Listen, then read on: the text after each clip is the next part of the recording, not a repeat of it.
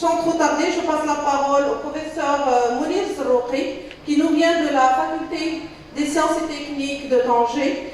Il travaille sur les emballages, sur les biotechnologies microbiennes et alimentaires et les emballages intelligents. À vous la parole, c'est Mounir. Merci, Professeur Anna. So, first of all, I would like to thank the organizing committee for the kind invitation and congratulate them for the success of this manifestation. I'm delighted today to present you my conference entitled Towards a Sustainable Food Industry, Biodegradable Films, Essential Oils and Innovative Packaging. So this conference will be presented as follows. I will begin by presenting the importance of food industry at national and international level. After, I will present the importance of plastic use in food industry, its consequences, and the alternative that we are working on at the level of our laboratory. Afterward, I will present some of our relevant results obtained in the laboratory and finish by presenting some limits associated to the application of this new packaging material.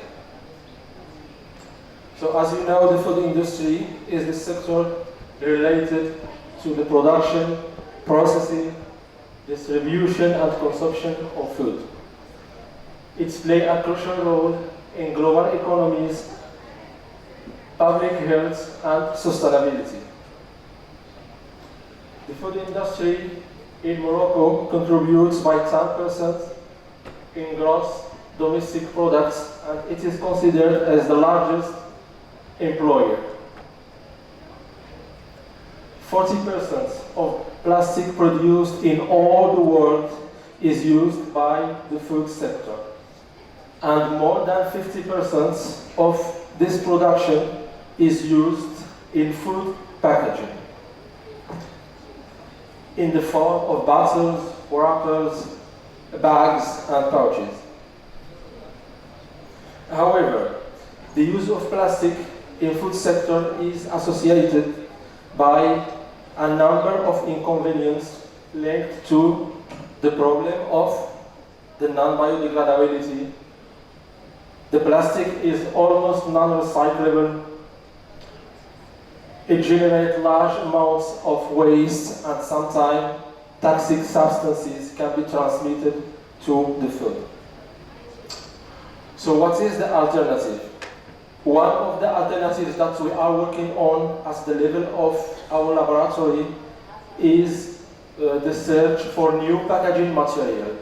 So this new packaging material must be biodegradable, non-contaminating, and obtained from renewable resources.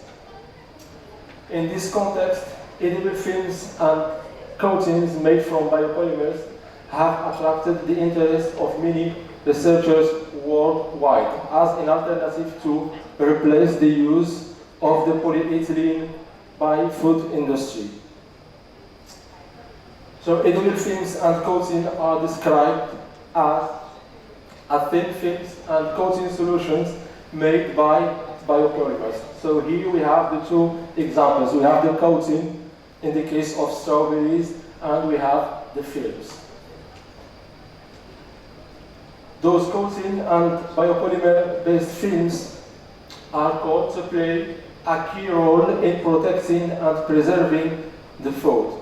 So they are called to play the role of a physical barrier, the role of a barrier to the gas, light barrier, and the support of many additives. So what we need to elaborate, to fabricate edible films and coating? First of all, we need a film forming solution, in general a biopolymer. It can be from polysaccharides, from proteins, or from lipids.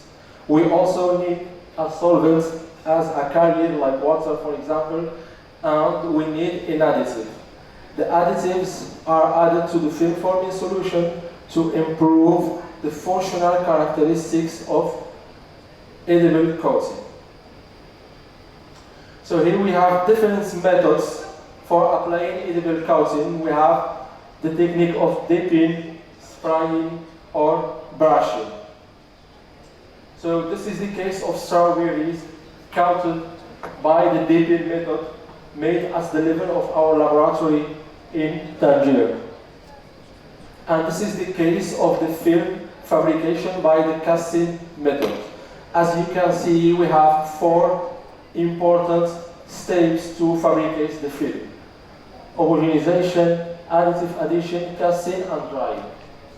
And here we have the case of carrageenan-based film used as packaging material, as an example of polysaccharide-based film. So, now to be adequately used in food packaging, coatings and biopolymers-based film must or should possess good mechanical and gas barrier properties. Okay? So, the functional properties can be measured by several number of parameters like elongation at break, tensile strength, oxygen permeability, water vapor permeability. And those parameters can be affected by several factors like the biopolymer type and concentration, the plasticizer type and concentration, the method of fabrication, the drying time, drying conditions, etc. So we have several factors that affect those parameters. So the objective of our research team as the Faculty of Sciences and Techniques of Tangier is to improve the functional characteristics of those films. So we are working on the mechanical properties, water vapor permeability, and oxygen permeability.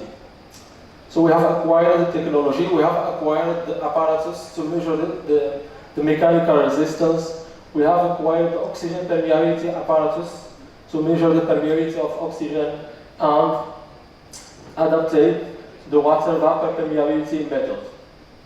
So now I'm going to present some of our relevant results in this field. So here we have in the table 1 the mechanical properties of some biopolymers compared to the polyethylene largely used in food industry. And we have 2 parameters. We have the tensile strength and elongation at breaks. So as you can see, the values obtained by the biopolymer-based films are higher to the values of low-density polyethylene. However, in the case of elongation at break, it is clear and evident that the values obtained by the polyethylene are higher than the biopolymer-based films. So how to solve that? How to improve the mechanical properties of the biopolymer-based films? So at the level of our laboratory, we are working on 2 strategies. The first strategy is the investigation of the role of the plasticizer tip. And we are testing 2 types of plasticizer tip. We are testing the glycerol and sorbitol. And as you can see in the results in the table, the film, the pectin-based film plasticized by the sorbitol was the best film with the best mechanical properties. The second strategy is the fabrication of the composite films. We are combining 2 biopolymers to associate the advantage of each component. So our results showed that the gelatin pectin-based film plasticized with sorbitol presented the best performance in terms of mechanical resistance. Now I will present the results with respect to oxygen barrier and water vapor permeability. So here we have a comparison between the plastic that we are using actually with the biopolymers films. As you can see, we have 2 types of biopolymers, proteins and polysaccharides. Protein-based films are less permeable to polysaccharides films in terms of oxygen permeability. And the values are comparable between polyethylene and poly.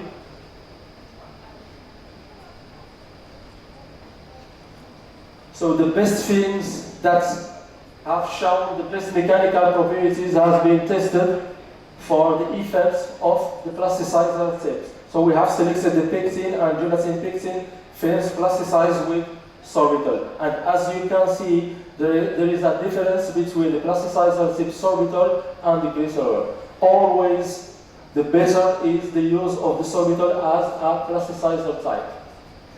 So with respect to water vapor permeability, it is clear and evidence that the polyethylene that is used in food industry actually is less permeable to oxygen to water vapor permeability, than the biopolymer-based films, and we are trying to improve this ability at the level of our laboratory using different plasticizer type and fabricating composite films.